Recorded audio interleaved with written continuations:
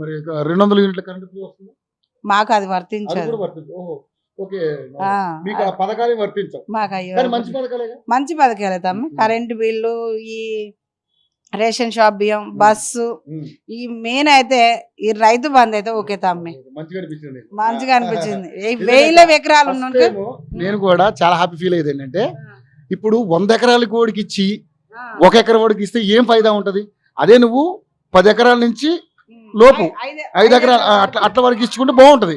ఇప్పుడు అట్లా ఇవ్వడం వల్ల ఉన్నోడేండు లేనాడండి. ఇప్పుడు ఏంటమ్మి ఒక్కొక్కరికి ఇప్పుడు ఈ రైతు బంధు అంటే బోళ్ళకి రాళ్ళకి వేసినా కూడా వానికి ఇప్పుడు సంవత్సరానికి 5 లక్షలు 10 లక్షలు ఉన్నోనికే పడుతున్నాయి, కోట్లు ఉన్నాయి. మన మనవాళ్ళు మనవరాలు కూర్చొని తినడానికే ఉంటది. లేనివాడు ఎట్లా బతుకుతాడు? బతకడు కదా. అది కరెక్ట్ కాదు కదా. అది మంచి పని. దానికైతే సొల్యూట్ కొట్టవచ్చు రేవంత్ రెడ్డి గారికి.